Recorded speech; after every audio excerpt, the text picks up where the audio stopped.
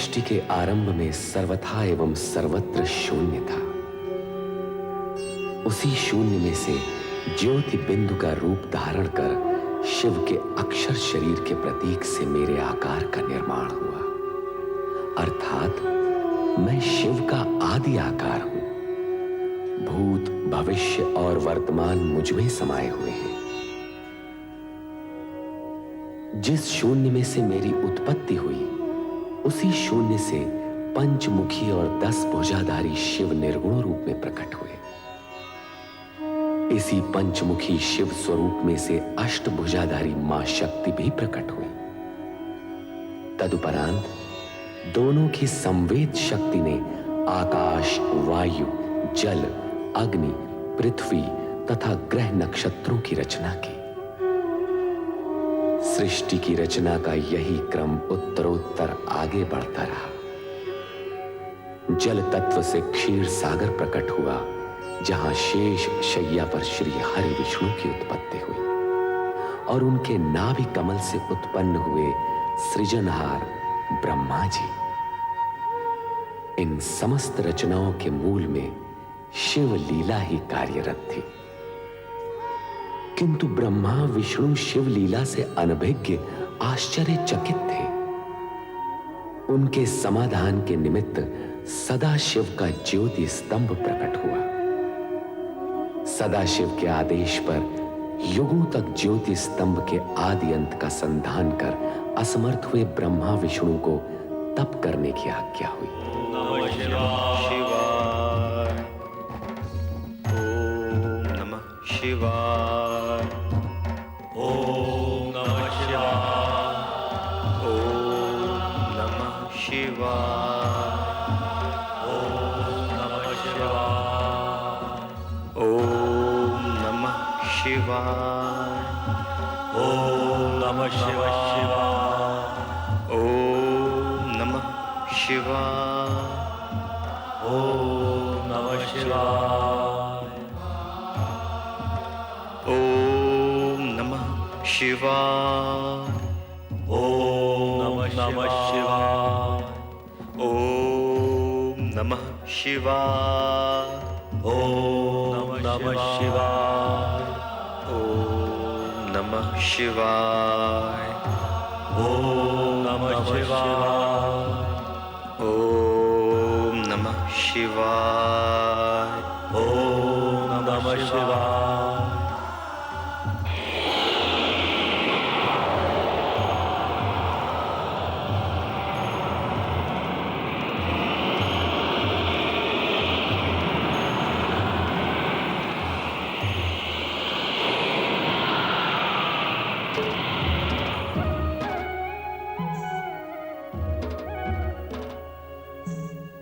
आप कौन है सर्वशक्तिमान? आपका स्वरूप बता दे रही, इसका रहस्य बताइए। हम हैं अर्धनारीश्वर, शिव और शक्ति का अभिन्न रूप। अर्धनारीश्वर? शिव और शक्ति का अभिन्न रूप। हाँ श्री हरि विष्णु जी, श्री ब्रह्मा जी, जिस ज्योति स्तंभ का आप दोनों युगों युगों तक अनुसंधान करते रहे, वही अर्धनारीश्वर रूप में आपके सामने प्रकट हुआ है। शिव और शक्ति एक दूसरे में समाये हुए हैं। शिव में ही शक्ति है और शक्ति में ही शिव। आदिदेव सर्वशक्तिमान महेश्वर सदाशिव और आदिशक्ति मां शिवा के अर्धनारीश्वर रूप को प्रणाम। हमारा तप सफल हुआ। आपके दर्शन पाकर हम धन्य हुए। एको हम बहुश्याम। आप दोनों हमारी सृष्टि कामना से उत्पन्न हुए हैं, इसलिए आप दोनों सृष्टि रचना और सृष्टि पालन का कार्य करेंगे। सृष्टि रचना और सृष्टि पालन? हाँ श्री हरि विष्णु जी, श्री ब्रह्मा जी, हमने जिन 5 महाभूतों, पंच तत्वों का निर्माण किया है, उनसे आप सृष्टि और प्राणी मात्र के सृजन का कार्य करेंगे। और श्री हरि विष्णु जी, श्री ब्रह्मा जी जिस सृष्टि का सृजन करेंगे, उसका आप पालन करेंगे। जो आगे अर्धनारीश्वर। हे अर्धनारीश्वर शिव शक्ति, क्या आपका यही रूप संसार के लिए पूजने योग्य होगा? नहीं, ये हमारा दिव्य सात्विक रूप है। शिव का संसारियों के लिए पूज्य रूप सृष्टि रचना के पश्चात कैलाश पर प्रकट होगा। और आदिशक्ति शक्ति का रूप जानने के लिए आपको सृष्टि रचना होने तक प्रतीक्षा करनी होगी। अब आप दोनों अपना अपना कार्य प्रारंभ कीजिए।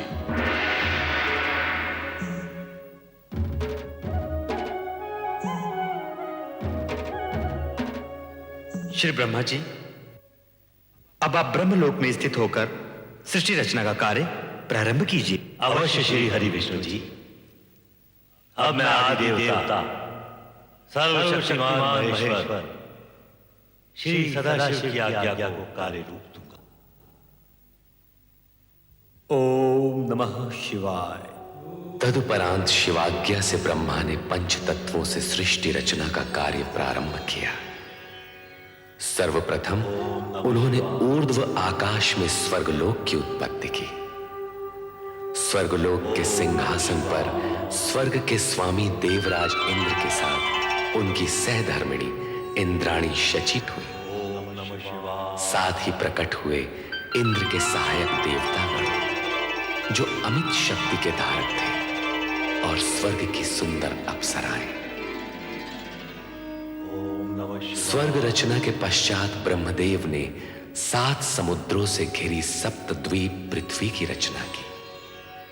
ये पृथ्वी पर्वतों, वृक्ष, लताओं और झरनों से पूर्ण थी। पृथ्वी पर भांति भांति के जीव जंतु, पशु पक्षी वन प्रदेशों में प्रकट हुए। स्वर्गलोक तथा पृथ्वी लोक की रचना के पश्चात ब्रह्मा ने पाताल लोक तथा नरक की स्थापना की। पाताल लोक के साथ ही वहां रहने वाले असुरों की उत्पत्ति हुई।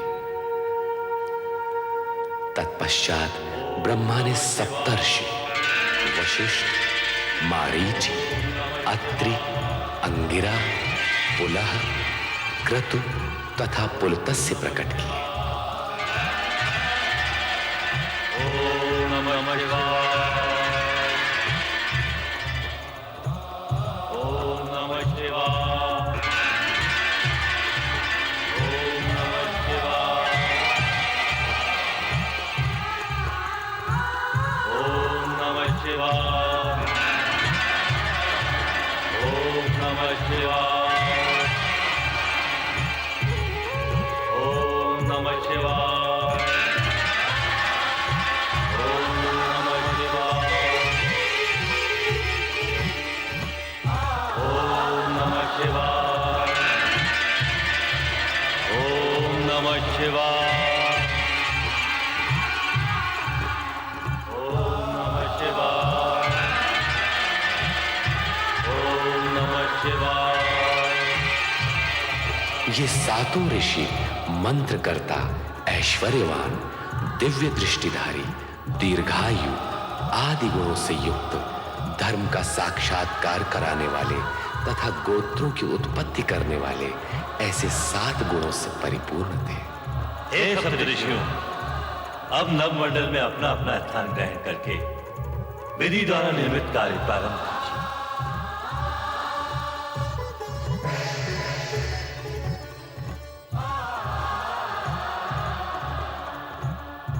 ओम नमः शिवाय। प्रणाम परमपिता। ओम नमः शिवाय।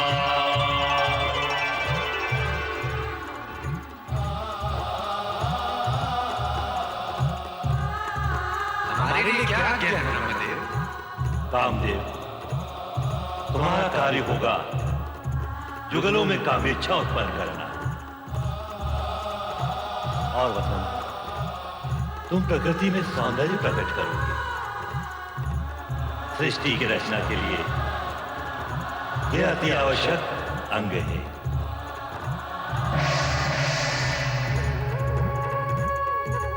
ओम नमः शिवाय। नारायण नारायण। नारद अपने मानस परमपिता ब्रह्मा जी को प्रणाम करता। आयुष्मान भव नारद।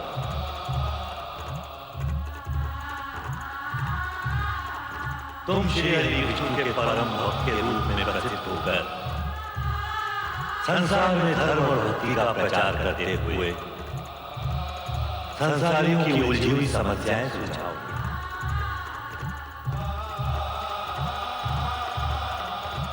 नारायण नारायण। ओम नमः शिवाय। ओम नमः शिवाय शिवाय। ओम नमः शिवाय।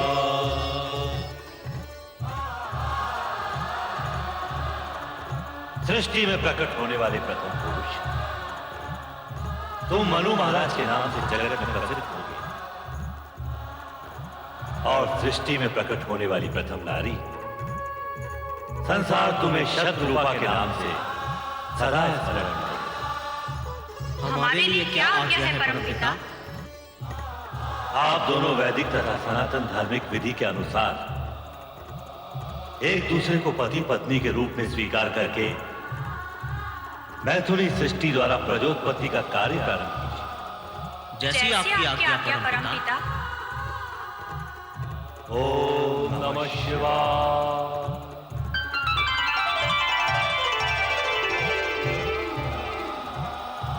मेरे लिए क्या आज्ञा है परमदेव ब्रह्मा जी? संध्या, तुम मनुष्यों में यज्ञ हवन की रुचि जगाने इष्ट देवों तथा पितरों के प्रति आराधना का माध्यम बनने के लिए प्रकट हुई। तुम धर्म ऋषि के आश्रम में स्थान ग्रहण करो। जैसी आज्ञा परमदेव की। ओम नमः शिवाय। हे सदाशिव, आपकी इच्छा से ही हम ब्रह्मा विष्णु उत्पन्न हुए। सारी सृष्टि समष्टि प्रकट हुई। आप ही समस्त ज्ञान विज्ञान कला नृत्य संगीत और विद्याओं के आदि स्रोत हैं। मैं आपसे प्रार्थना करता हूं कि विद्या निपुणता तथा संगीत साहित्य की प्रेरणा समस्त सृष्टि के प्राणियों में जगाने के लिए देवी स्वरूपिणी एक दिव्य शक्ति को प्रकट करें, जिसके मानव मात्र में विद्या बुद्धि तथा कला संस्कृति प्रकट हो।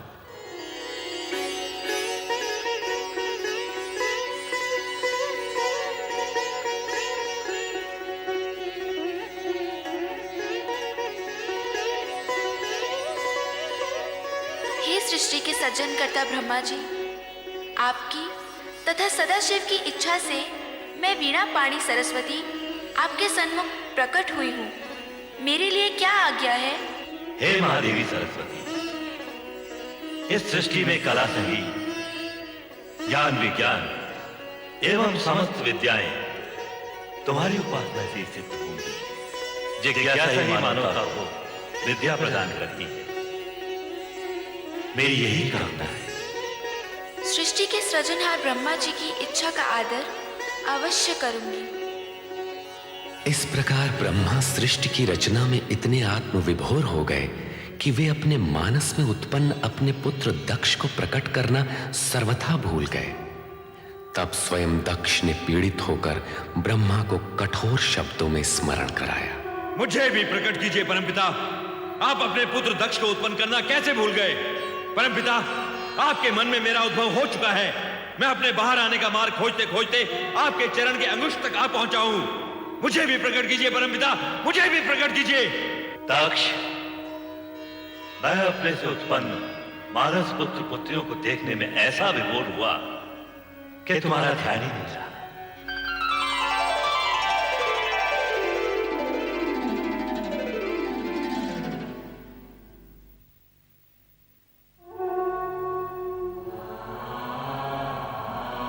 मेरे मानस पिता ब्रह्मा जी, मैं दक्ष प्रजापति सर्वप्रथम प्रकट होने का अधिकारी था, परंतु आपने मेरी उपेक्षा की। आपने ऐसा क्यों किया परमपिता? मैथुनी सृष्टि से प्रदुत्पत्ति का दायित्व सर्वप्रथम मनुष्य कृपा को पूर्ण करना है। अतएव तुम्हारा अंत में प्रकट होना उचित ही है। आप ही ने तो ये विधान निश्चित किया है परमपिता कि प्रजापति का पद सर्वप्रथम मुझे प्राप्त होगा। अवश्य दक्ष, हम उस विधान के अनुसार ही कार्य करेंगे, परंतु पदोत्पादक तथा प्रजापति का कर्तव्य तुम विवाह करके ही पूर्ण कर सकोगे। अर्थात आपके कहने का तात्पर्य क्या है परमपिता? पहले तुम्हारा विवाह प्रजापति वीरण की पुत्री वीरणी से होगा, तत्पश्चात ही तुम प्रजापति बनोगे। जाओ, पहले ये कार्य पूर्ण करो। सोच क्या रहे हो पुत्र दक्ष, तुम तो प्रजापतियों के आदर्श बनने जा रहे हो। जाओ, अपना दायित्व पूर्ण करो। तुम्हारा कल्याण हो। जो आ गया परमपिता।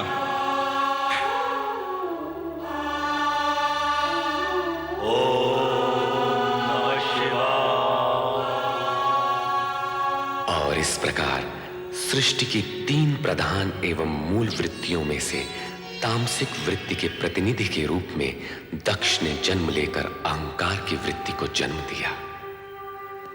कालांतर में अहंकार की इस दुष्ट प्रवृत्ति ने विश्व की शांति को आहत कर शांति प्रिय प्राणियों को पीड़ित किया। ओम नमः शिवाय, ओम नमः शिवाय, ओम नमः शिवाय, ओम नमः शिवाय, ओम नमः शिवाय, ओम नमः शिवाय, ओम नमः शिवाय,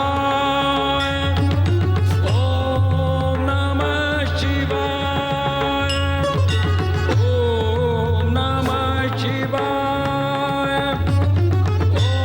ओम नमः शिवाय,